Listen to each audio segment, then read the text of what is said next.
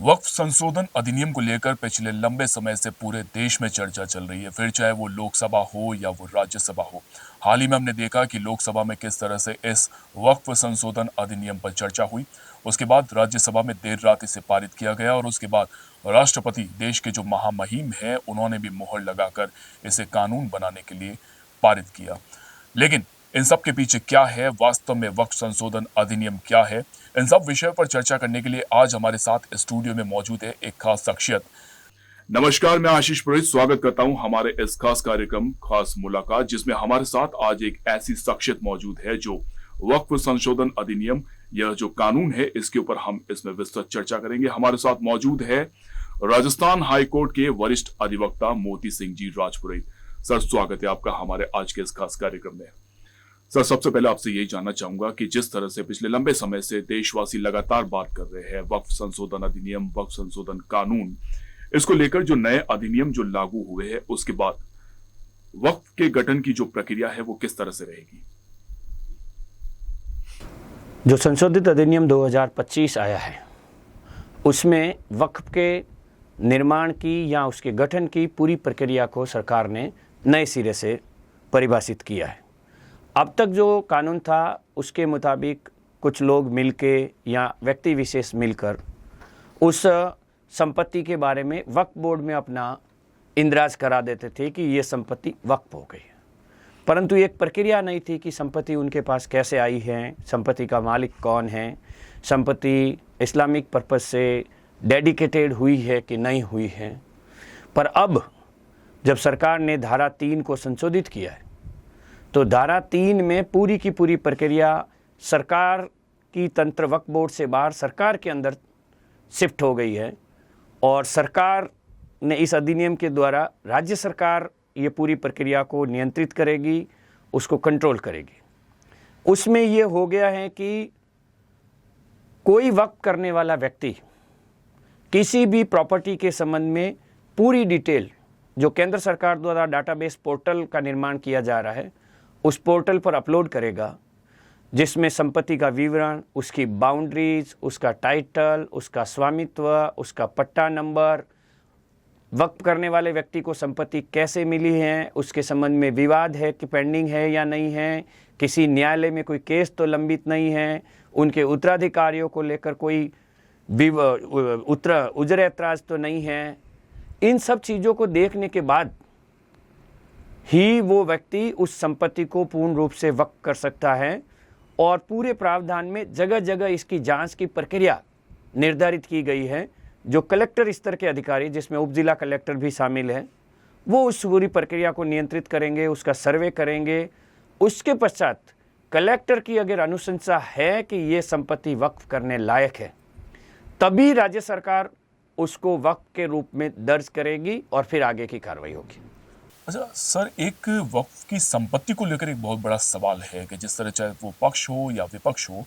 वक्फ में कौन सी संपत्ति शामिल हो सकती है और कौन सी नहीं, इसको लेकर एक बहुत बड़ा सवाल रहा है। इसके संबंध में क्या कहना चाहेंगे आप? नहीं, बिल्कुल ये बहुत एक गंभीर विषय था देश की जनता के सामने। पिछले कई वर्षों से जब हमने इन विवादों को देखा कि कोई व्यक्ति कह रहा है कि ये पूरा गांव वक्फ है, कोई व्यक्ति मंदिरों पर दावा करके ये कह रहे थे कि वक्फ है, कोई व्यक्ति कब्रिस्तानों पर दावा करके ये कह रहे थे कि वक्फ है, तो ये सारा जब विषय निकल कर आया, देशव्यापी बहस हुई, तो भारत की संसद ने उस पर एक सराहनीय कदम उठाया और वक्फ को परिभाषित किया। नए अधिनियम के अनुसार वह संपत्ति वक्फ है जो किसी व्यक्ति ने अपने पूर्ण स्वामित्व की जो संपत्ति थी और वो व्यक्ति पिछले 5 वर्षों से इस्लाम को फॉलो कर रहा हो, न्यूनतम 5 वर्ष की अवधि दी गई है, इस्लाम को फॉलो कर रहा है या उसका अनुयायी है या उसको इस्लाम को मानने वाला है, वह व्यक्ति अपने उत्तराधिकारियों की सहमति या उनके किसी विवाद के बिना, किसी भी व्यक्ति के उजर ऐतराज के बिना, अगर वो संपत्ति इस्लाम के जो 5 प्रयोजन, जिसको पवित्र प्रयोजन कहा गया है, हज, रोज़ा, ज़कात, नमाज और मोहम्मद साहब के प्रति आस्था, इन 5 प्रयोजन के लिए अगर वो संपत्ति संपूर्ण रूप से समर्पित करता है, यानी कि डेडिकेटेड कर देता है, तो वो वक्फ होगी पर उसमें भी है कि अगर उसकी डीड नहीं है और वो डीड रजिस्टर्ड नहीं होती है, वक्फ विलेज जिसको कहते हैं, अगर वो रजिस्टर्ड नहीं होती है तो जब तक वो रजिस्टर्ड नहीं होती, जब तक उसकी डीड को एक्सेप्ट नहीं किया जाता, तब तक वो संपत्ति वक्फ नहीं होती। अच्छा, एक बहुत बड़ी कंफ्यूजन की सिचुएशन ये भी थी कि जो वक्फ को लेकर बड़ी बड़ी बातें की जा रही थी कि कौन लोग हैं जो इसमें शामिल हो सकते हैं, कौन लोग हैं जो क्लेम कर सकते हैं। ये भी बात आई थी कि जो गैर हिंदू है वो इसमें शामिल नहीं हो सकते। तो नए अधिनियम के बाद इन सब में क्या संशोधन किया गया है? इसको क्या है कि हमको थोड़ा गंभीरता से समझना पड़ेगा, क्योंकि कानून बहुत गहरा है, कई वर्ष लगेंगे लोगों को समझने में। पर ये बहुत क्लियर है कि अब गैर इस्लामिक व्यक्ति किसी संपत्ति को वक्फ नहीं कर सकता। आज से पहले जो व्यवस्था थी, विशेषकर 1995 से 2025 तक जो व्यवस्था चली, उसमें 30 वर्षों की अवधि में ये छूट थी कि कोई भी व्यक्ति वक्फ कर सकता है। पर अब ऐसा नहीं है। अब वक्फ करने वाला केवल और केवल मुस्लिम होगा। मुस्लिम के अलावा कोई व्यक्ति वक्फ नहीं कर सकता। दूसरा, ऐसी संपत्तियां जो उसके स्वामित्व में नहीं है और आज दिन तक वक्फ दर्ज कर ली गई है, इस अधिनियम के प्रभाव में आने से जो 6 अप्रैल से जो अधिसूचना आई है, उसके बाद से वो सारी संपत्तियां अब वक्फ नहीं रह गई हैं। और वो तब तक वक्फ नहीं रहेगी जब तक जो 6 माह की अवधि सरकार ने निर्धारित की है, उस 6 माह की अवधि में उसका संपूर्ण प्रक्रिया से गुजर कर जो जॉइंट सेक्रेटरी स्तर का अधिकारी होगा केंद्र सरकार का, वो उसका सर्टिफिकेट जारी करके राज्य सरकार गजट नोटिफिकेशन में उस संपत्ति का विवरण दर्ज नहीं कर देती है, तब तक अब वो समस्त संपत्तियां जितनी भी आज तक वक्फ थी वो वक्फ नहीं मानी जाएगी। यानी कि सरकार की ये मंशा है कि वक्फ पूरा नए सिरे से परिभाषित है, तो इसीलिए सारी प्रक्रिया भी नए सिरे से होनी आवश्यक है और नए सिरे के मुताबिक ही वो संपत्ति वक्फ है या नहीं है वो अब राज्य सरकार तय करेगी। वक्फ में संपत्ति दान को लेकर भी एक बहुत बड़ा सवाल है कि अगर कोई संपत्ति दान करता है तो पहले तो वो किस तरह की संपत्ति को दान कर सकता है, और दूसरा ये कि अगर वो संपत्ति दान भी करता है तो उनके जो उत्तराधिकारी है उस पर इस बात का क्या प्रभाव पड़ेगा, इस पर थोड़ा सा अगर आप खुलासा करें तो। सरकार ने स्पष्ट प्रावधान किए और लंबी डिबेट के बाद प्रावधान हुए। मेरे ख्याल से भारत की संसद के इतिहास में हम आज़ादी के दिन की घोषणा को देख ले, उसके बाद ये पहला मौका आया है जब किसी विषय को लेकर राज्यसभा और लोकसभा ने देर रात 2:30 से 3 बजे तक उसकी चर्चा की है। और चर्चा करने के बाद में एक ऐसा पहला मौका भी है कि इस विषय पर सबसे ज़्यादा जनप्रतिनिधियों ने अपने विचार रखे। तो ये सारा विचार रखने के बाद ये निष्कर्ष निकल के आया है सरकार के नोटिफिकेशन में कि जो मुस्लिम कम से कम 5 वर्षों से मुस्लिम धर्म को मानने वाला है, वो व्यक्ति अपने पूर्ण स्वामित्व की संपत्ति जिसका वो एब्सोल्यूट ऑनर है, उसको ही वक्फ के रूप में दान कर सकता है। इसके अलावा जो उत्तराधिकार से प्राप्त उसको संपत्ति है या उसमें महिला का हिस्सा है या उसके बारे में कई विवाद पेंडिंग है, मुकदमा चल रहा है,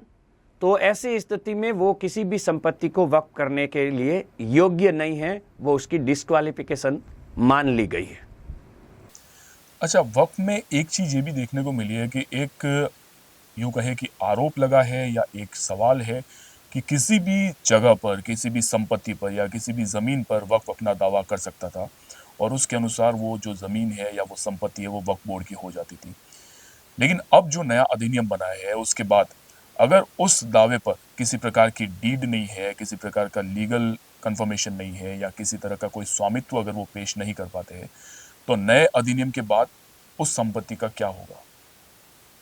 जो वक्फ अधिनियम 1995 जिसको हम कहते हैं और 2025 का जो संशोधन आया है, उस संशोधन में इस पूरे अधिनियम का नाम हम देखें कि unified Waqf empowerment efficiency management and development act 2025,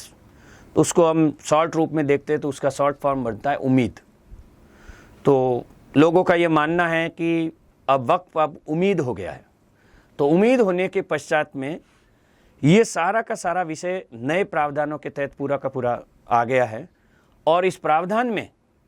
ये स्पष्ट रूप से लिखा गया है कि कैसे वक्फ होगा और जो वक्फ बोर्ड की अब तक के बारे में जो सबसे आपत्तिजनक प्रावधान हम जो मानते थे, यहाँ सारी दुनिया मानती थी भारत के अंदर, ये कहते थे कि जिस पे वक्फ बोर्ड ने हाथ रखा या जिस पे वक्फ बोर्ड के लोगों ने पैर रख दिया वो ज़मीन वक्फ की हो गई। वो इसलिए था कि वक्फ एक्ट 1995 में एक बहुत ही आपत्तिजनक प्रावधान था, वक्फ बाई यूजर, जिसको हिंदी में हमने ये कहा कि उपयोग से वक्फ हो गई। होता क्या था कि माफिया प्रवृत्ति के लोग जो खाली ज़मीन देखते थे या कमज़ोर लोगों की जो ज़मीनें थी, जो लड़ नहीं सकते थे, मुकाबला नहीं कर सकते थे, उनकी ज़मीनों पर कब्जा करके उसको वक्फ बोर्ड के सामने पंजीयन करा देते थे। तो वहाँ पंजीयन संपत्ति का नहीं होता था, कमेटी का पंजीयन होता था। और कमेटी जब पंजीयन करती थी तब वो कमेटी के रूप में उस संपत्ति पर दावा करके वक्फ ट्रिब्यूनल के सामने ही दावा कर देते थे। और ट्रिब्यूनल ये कहती थी कि चूंकि ये वक्फ बोर्ड के तहत रजिस्टर्ड हो गई है इसलिए ये वक्फ संपत्ति हो गई है। तो जो उपयोग से वक्फ होना था वो एक गलत प्रचलन था देश में, और इस संशोधित अधिनियम के द्वारा उस कुप्रथा को, उस कुव्यवस्था को ठीक किया गया है। अब इस अधिनियम के लागू होने के बाद में उपयोग से वक्फ, जिसको अंग्रेजी में कहते हैं वक्फ बाय यूजर, वो कस्टम्स नहीं रह गया है, ऐसा कोई प्रावधान अब नहीं रह गया है। तो जितनी भी उपयोग से वक्फ आज तक दर्ज थी वो नोटिफिकेशन होने के बाद में नलिटी हो गई है, यानी कि शून्य हो गई है। तो उन सारी संपत्तियों के बारे में दोबारा जब सर्वे होगा, कलेक्टर के अधिकारी या उस पर क्लेम करने वाले लोग आएंगे, और विशेषकर 98% संपत्तियां जो थी वो सरकार की थी। तो सरकार ने बहुत ही विशिष्ट प्रावधान इस एक्ट में किया है कि आज दिन तक वक्फ बाई यूजर से जो संपत्तियां सरकार की थी वो वक्फ बाई यूजर में दर्ज हो गई हैं, पर नए अधिनियम के बाद वो वक्फ बाई यूजर में दर्ज नहीं मानी जाएगी, यानी वो सारी संपत्तियां सरकारी संपत्ति कहलाएगी और उस पर वक्फ बोर्ड या वक्फ कमेटी का अब कोई अधिकार नहीं रह गया है। एक सवाल है जो कहीं ना कहीं मेरी खुद की जिज्ञासा है, इसलिए मैं आपसे पूछ रहा हूँ कि अगर कानूनी पॉइंट ऑफ व्यू से देखा जाए तो बहुत सारे टेक्निकल फॉल्ट इसमें देखने को मिले हैं, जिसको अब सुधारा गया, उसके बाद नया अधिनियम आया। सरकारों को तो शायद पहले भी पता रहा होगा, कानून दाव पेच सारे पहले भी पता होंगे, तो फिर ये कानून आने में आखिर इतना लंबा समय क्यों लग गया? नहीं, इसके बारे में आपको इस कानून की मंशा और पिछले 10 से 15 वर्षों का, विशेषकर 2013 से जब संशोधित अधिनियम आया था,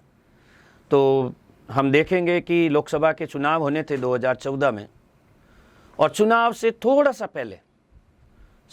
हर सरकार की फितरत होती है कि वो अपना वोट बढ़ाने के लिए ऐसी स्कीम्स लाती है। तो उस समय की सरकार ने इस वक्फ एक्ट में आमूलचूल बदलाव किए, और वो बदलाव अत्यंत ही विनाशकारी कह सकते हैं, किसी के कल्याण के लिए नहीं थे, परंतु चूंकि सरकार की मंशा जैसी थी वैसा उसने संशोधन किया। तो उस संशोधन के बाद में एक जन आक्रोश पूरे देश में फैला, और जैसे जैसे कुछ ऐसी प्रवृत्ति के लोग जो ज़मीन हथियाना चाहते थे वो वक्फ की आड़ में ज़मीन हथियाने लगे। तो एकीकृत रूप से एक जनमानस की मांग उठी कि इस वक्फ एक्ट में बदलाव होना चाहिए। और जब मांग देश के विभिन्न हिस्सों से, शायद कहीं पे भी ऐसी वक्फ के बारे में विवाद रहा है,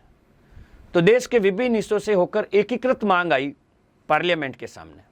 यहाँ हम कह सकते हैं कि सरकार के ऊपर इस बात का दबाव जनमानस के आक्रोश ने बनाया कि देश में इस तरफ से एक तरफा कानून जो लोगों की संपत्तियां हड़प ले या लोगों की संपत्तियों पर कब्जा कर ले, सरकारी संपत्तियों का गैर अनुमति से उपयोग कर ले, ऐसा कानून देश में नहीं चाहिए, क्योंकि ये डेमोक्रेटिक स्टेट में हमेशा लोक कल्याणकारी कानून का प्रचलन रहा है। तो उस व्यवस्था को ख़त्म करने के लिए जनता ने चारों ओर से जो आंदोलन खड़ा किया या जो सरकार पर जो दबाव बनाया, उस दबाव की ये परिणति है कि एक ऐसा कानून जिस पर वर्षों वर्ष तक जनमानस में चर्चा हुई, जब पार्लियामेंट में आया तो अच्छे अच्छे जो सांसद से, जो विद्वान थे, जो स्कॉलर थे, जो समुदायों विशेष से भी आते थे, उन सब ने मिलकर एक ऐसी चर्चा की जिससे ये हम कह सकते हैं कि जब वो मंथन होता है, समुद्र मंथन के बाद जब विष निकल के आया तो विष तो हलाहल में भगवान शिव ने पी लिया और ये अमृत है। तो जितनी बुराइयां होनी थी, जितनी सरकार की आलोचना होनी थी, वो सब विष के रूप में रह गई और अमृत जनता के सामने ला के रखा है, जिससे व्यवस्था में परिवर्तन होगा, पारदर्शिता आएगी और माना यह गया है कि वक्त लोगों के कल्याण के लिए है। तो मुस्लिम बेसहारा व्यक्ति, जिन लोगों के पास रहने को मकान नहीं है, जिन लोगों के पास खाने के लिए भोजन नहीं है, जिन लोगों के पास रोजगार नहीं है, महिलाओं के कल्याण के बारे में, उनकी शिक्षा के अवसर पैदा करने के बारे में, उनकी चिकित्सा के लिए बड़े बड़े हॉस्पिटल बनाने के बारे में शायद ऐसा लग रहा है कि वक्त अब उस कल्याण के कार्यों में लगे। अब आप जब अगर व्यवस्था में परिवर्तन या पारदर्शिता की बात कर रहे हैं तो इसी से जुड़ा एक सवाल आपसे जानना चाहूँगा। चलिए निजी संपत्ति को एक बार हटा दीजिए, लेकिन जो गवर्नमेंट प्रॉपर्टीज है, जो सरकारी संपत्तियाँ हैं जिन पर वक्फ ने अपना दावा ठोका हुआ है, तो क्या अब सरकार इस अधिनियम के तहत उन प्रॉपर्टी को वापस ले पाएगी? देखिए, जब नई व्यवस्था को हम पढ़ते हैं तो वेरी एक स्पेसिफिक क्लॉज डाला है इसमें कि वक्फ बाय यूजर ख़त्म किया है और उसके साथ में ये भी लिखा है कि जितनी भी संपत्तियाँ जो सरकार की है, सरकार के नाम दर्ज है, उसको वक्फ बाय यूजर पर क्लेम जो किया गया है आज दिन तक, वो क्लेम स्वतः नलिटी की ओर चला गया है, अब वो ख़त्म हो गया है। और ये कहा गया है कि समस्त सरकारी संपत्तियाँ जो वक्फ बोर्ड ने अपने रजिस्टर में दर्ज कर रखी है, वो सारी की सारी रजिस्टर से बाहर हो गई है, यानी कि उस पर वक्फ कमेटी और वक्फ बोर्ड का कोई क्लेम नहीं रह गया है। अब वो सरकार को वापस टेक ओवर करने की जरूरत नहीं है, सरकार में निहित मानी गई है। और निजी संपत्तियों के लिए वेरी स्पेसिफिक कहा है कि प्राइवेट प्रॉपर्टी जिस पर वक्फ होना क्लेम करते हैं या वक्फ का कब्जा है, उसके बारे में भी ये कहा गया है कि वो भी तब तक वक्फ नहीं होगी यदि उसके संबंध में कोई ऑब्जेक्शन है या किसी कोर्ट में उसका केस पेंडिंग है, तो वो संपत्ति भी वक्फ नहीं होगी। तो हम ये कह सकते हैं कि वक्फ के नाम पर देश में एक ऐसा अनुमान है कि 88% संपत्ति, 88% संपत्तियाँ सरकार की थी जिस पर वक्फ बोर्ड का कब्जा था या वक्फ करने वाली कमेटियों ने अपने पोजीशन में ले रखा था। वो सारी संपत्तियाँ जिला कलेक्टर के सुपरविजन में जो सर्वे होगा, उस सर्वे में कलेक्टर उस सभी संपत्तियों को जो प्रक्रिया दी गई है एक्ट में, उस एक्ट की प्रक्रिया के तहत कलेक्टर वापस वो सरकारी दर्ज करेगा और जिन लोगों का भी अवैध कब्जा है वो सब अवैध, वो जो कब्जा है वो सब अवैध रह गया है और अवैध कब्जे को हटाने के लिए कलेक्टर एम्पावर्ड है, प्रशासन अपना काम करेगा। जिन लोगों ने गलत निर्माण किया है, जिन लोगों ने गलत कब्जा किया है, वो सभी इसमें हटेंगे, ये लाजमी है। 88% संपत्ति, बहुत बड़ा फिगर बता रहे हैं आप। मोदी सिंह जी, आपसे जानना चाहूँगा कि किसी भी सरकारी संपत्ति पर यदि मुस्लिम समुदाय के, चाहे वो ईदगाह हो या वो मस्जिद हो या वो मजार हो या वो मदरसे हो या अन्य कोई भी ऐसा इस्लामिक सिंबल का कुछ भी, अगर इस तरह की कोई आर्किटेक्ट वहाँ पर है, तो क्या सरकार उनको वापस अपने पोजीशन में ले पाएगी? देखिए कि इस कानून में सरकार ने एक स्पेसिफिक प्रोविजन किया है। जो ऐतिहासिक महत्व के स्मारक हैं देश में और जो पुरातत्व सर्वेक्षण के तहत सूचीबद्ध है, ASI ने अपनी लिस्ट में उसको इंक्लूड कर रखा है। वो सारी संपत्तियां आज तक चाहे उस पर स्ट्रक्चर कुछ भी बना हुआ है या वो वक्फ के नाम दर्ज हो गई थी किसी कारणवश से, उन सभी संपत्तियों को एक स्पेशल प्रोविजन के तहत उसको बाहर किया गया और ये कहा गया है कि ऐतिहासिक महत्व की इमारतों, स्मारकों और पुरातत्व सर्वेक्षण के तहत संरक्षित बिल्डिंग्स, जैसे कि हम जब जोधपुर में बात करते हैं तो मंडोर का किला वेरी स्पेसिफिक है, ASI के तहत प्रोटेक्टेड एरिया है, तो उस किले के क्षेत्र में जितनी भी दरगाह बनी हुई है जिसको वक्फ के रूप में रजिस्टर हो, इस नए कानून के बाद वो स्वतः ही बाहर हो गई है और वो ASI के तहत प्रोटेक्टेड होने के कारण उस पूरे संरक्षित क्षेत्र में किसी भी प्रकार का जो निर्माण है वो स्वतः अवैध हो गया है। अब ये दो चीज़ें हैं, या तो सरकार उसको टेक ओवर करेगी और या हटाएगी, दोनों में से एक सरकार को करना है। एक प्रोविज़न बहुत स्पेसिफिक है, वो पहले बार हो चुकी है। और जो इस्लामिक उपयोग के संबंधी जो भी प्रॉपर्टी है, जो भी ज़मीन है, तो उसको लेकर इस अधिनियम में क्या प्रावधान है? जैसा कि अगर हम इस्लामिक थ्योरी को पढ़ते हैं तो बहुत स्पेसिफिक रूप से 5 चीज़ों को जिसमें इस्लाम में पवित्र माना गया है, तो मस्जिद जहाँ नमाज पढ़ी जाती है पवित्र माना गया है, रोज़ा जो 30 दिन का है उसको पवित्र माना गया है, हज की यात्रा पवित्र है, और ज़कात अपनी आय से न्यूनतम हिस्सा लोगों के कल्याण के लिए देना पवित्र माना गया है। वक्फ यानी कि दान करना भी ज़कात का ही हिस्सा है। परंतु हमारे देश में प्रचलन इस प्रकार से हो गया था कि हमने कब्रिस्तानों को वक्फ मान लिया, मज़ारों को वक्फ मान लिया, दरगाहों को वक्फ मान लिया। इस्लामिक थ्योरी में ये जो तीनों चीज़ें हैं, कब्र कह सकते हैं हम, खानगा कह सकते हैं हम, मज़ार कह सकते हैं या हम दरगाह कह सकते हैं, उसका मूल इस्लाम में कोई स्थान नहीं है। और आप जब अरेबिक थ्योरी को पढ़ेंगे, जिसको हम अरेबिक इस्लाम कहते हैं, अगर हम उसको पढ़ेंगे तो स्पष्ट रूप से ये आता है कि इसका इस्लाम में न तो कोई महत्व है, न ये पूर्त है जिसको पवित्र कहते हैं, न ये पूजनीय है। परंतु हमारे देश में एक ऐसी व्यवस्था हुई, क्योंकि हमारे देश में जब इस्लाम आया तो यहाँ के लोगों के ऊपर लागू हुआ, बाहर से कोई नहीं आया इस्लाम को मानने वाला, यहीं के लोगों ने माना। तो उनकी अपनी रीतियाँ थी, अपने रिवाज थे, वो किसी स्थिति में छोड़ने को तैयार नहीं थे। तो विशेषकर जब भारतीय उपमहाद्वीप की हम बात करते हैं तो ये बहुत स्पष्ट रूप से है कि जिन लोगों का कन्वर्जेंस हुआ, जिन लोगों का धर्मांतरण हुआ, वो अपने कस्टम्स को छोड़ नहीं पाए, अपने पारिवारिक रिवाज थे उसको छोड़ नहीं पाए। तो अपने पूर्वजों को उन्होंने भगवान के रूप में, देवताओं के रूप में माना। तो वहाँ पर उन्होंने मज़ारें बनवाई, कहीं दरगाहें बनाई, कहीं खानगाहें बनाई, और कहीं कब्रिस्तानों में आज हम देखते हैं, जाते हैं तो हर रोज़ सवेरे उसकी पूजा करने के लिए लोग जाते हैं, अपने पूर्वजों की पूजा करने। ऐसा अरेबिक इस्लाम में या जो मूल इस्लाम जिसको कहते हैं उसमें नहीं है। पर भारतीय उपमहाद्वीप में, चाहे पाकिस्तान में चले जाइए, बांग्लादेश में चले जाइए, भारत में चले जाइए, या एशिया के, दक्षिणी एशिया के जो देश हैं, उन सब में एक ऐसी व्यवस्था है, क्योंकि उनका जो रिवाज था वो गैर इस्लामिक था और उसको उसी के साथ अपनाते चले गए। तो अब वो स्थिति ये है कि इस वक्त के तहत मज़ारें, दरगाहें और कब्रिस्तान जो निजी नहीं हैं, जिन्होंने अपनी संपत्ति दान करके नहीं बनाए हैं, वो इस अधिनियम के तहत वक्फ नहीं हो सकते हैं जब तक कि उस प्रॉपर्टी पर जिस पर स्थापित हैं उसका टाइटल सर्टिफिकेट वक्फ क्रिएट करने वाले के हक का नहीं हो। तो तब तक वो सारे के सारे वक्फ नहीं होंगे और वो वक्फ के दायरे से बाहर है। ऐसा पर्टिकुलर कब्रिस्तान की बात करते हैं कि जो कब्रिस्तान राज्य सरकार द्वारा सेट अपार्ट किए गए हैं,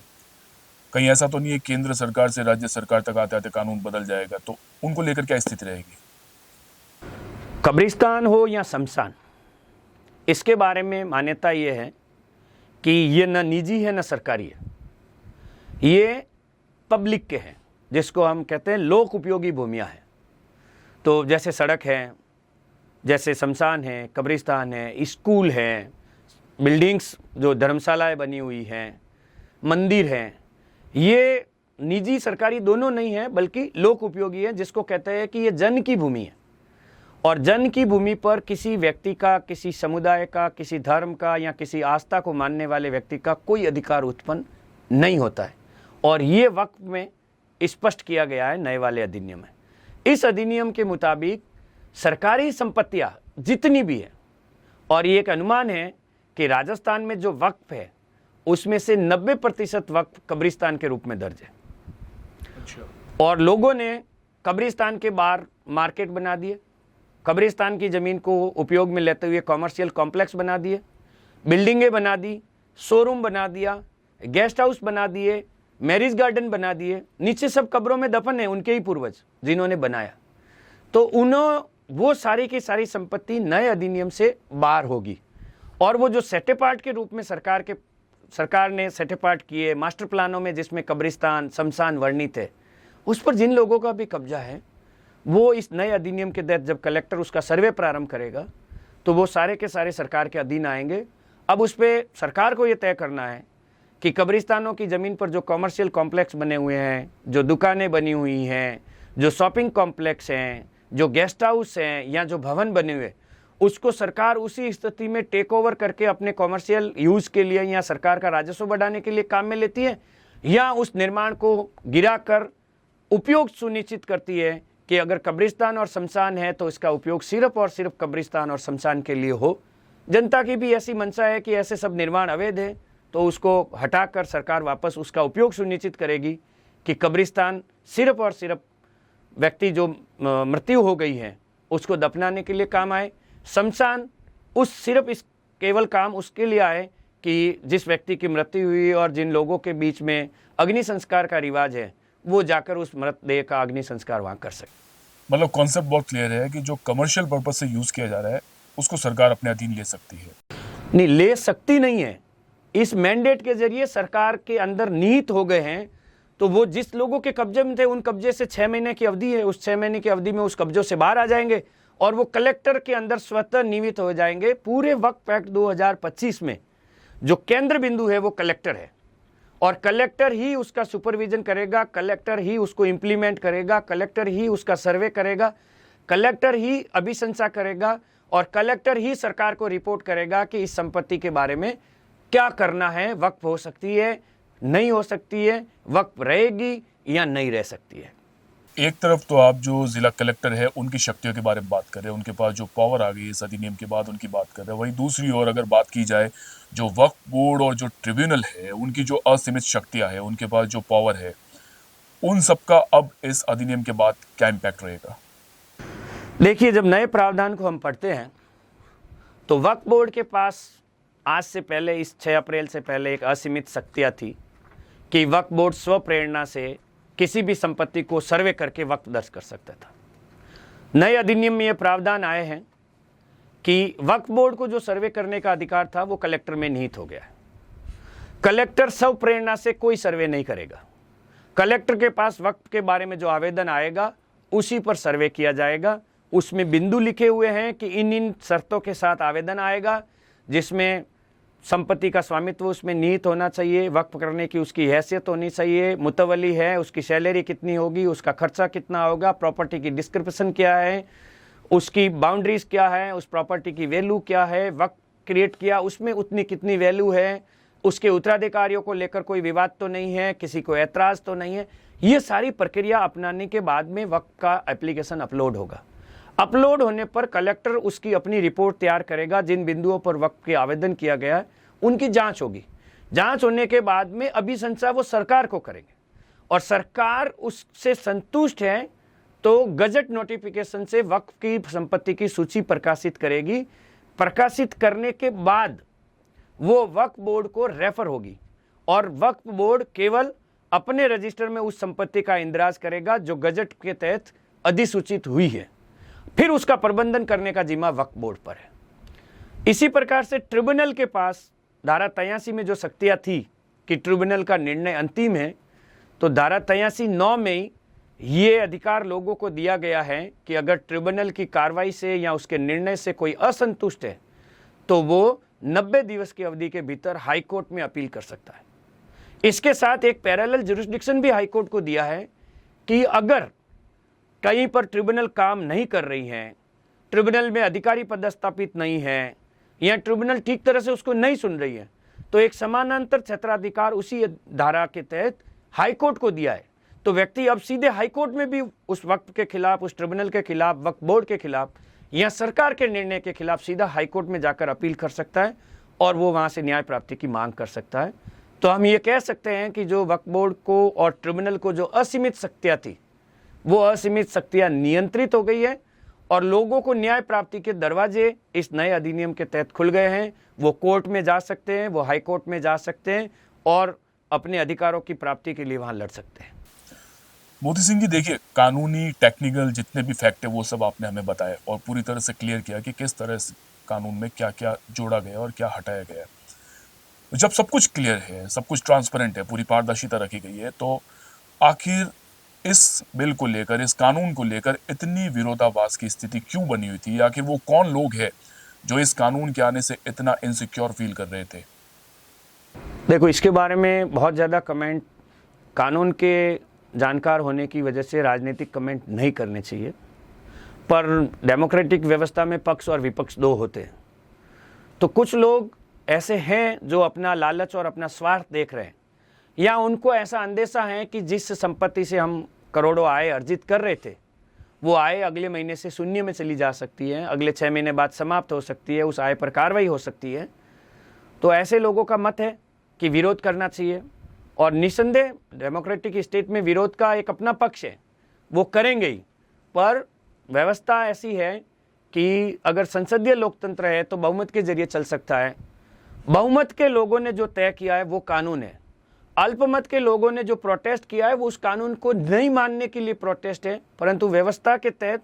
जो भारत की संसद ने कानून बनाया है, न्याय की कसौटी पर अगर खरा उतरता है तो उस कानून को मानने के लिए सभी बाध्य हैं। कोई अंतर्मन से मानेगा, कोई गहरे मन से मानेगा, कोई दुखी मन से मानेगा, पर मानना सबको है। विधि का शासन लोकतंत्र में सर्वोपरि है। रूल ऑफ लॉ सबको लागू करना है और संसद का, सुप्रीम कोर्ट का, भारत के राष्ट्रपति का, सबका एक ही मैंडेट है कि देश में विधि का शासन हो और उसके लिए हम सब प्रयासरत हैं। तो मतलब कुल मिलाकर यह कहा जा सकता है कि जो वक्फ संशोधन अधिनियम है उसको लेकर तरह तरह की बातें की जा रही है, उसको लेकर मिसगाइड किया जा रहा है, उसको लेकर बहुत सारी गलतफहमियां हैं। लेकिन जो हमने अधिवक्ता मोती सिंह जी राजपुरोहित के साथ बातचीत की, चर्चा की, उससे साफ पता चलता है कि इस कानून में पूरी पारदर्शिता रखी गई है। कहीं पर भी किसी के भी अधिकारों का हनन नहीं हो रहा है और जो विशेष समुदाय है या किसी की भावना है या किसी की आस्था है, उनका पूरा ध्यान रखा गया है। साथ ही साथ किस तरह से देश के विकास में आगे बढ़ते हुए इस कानून को लागू किया जाना अति आवश्यक था, वो भी हमें इस पूरी चर्चा के माध्यम से पता चला। तो जो हम इधर उधर से बातें सुनते हैं, जो गलतफहमियां होती है, वो कहीं ना कहीं ये जो चर्चा है उसको दूर करने में सहायक सिद्ध होगी। धन्यवाद हमारे साथ इस कार्यक्रम में जुड़ने के लिए।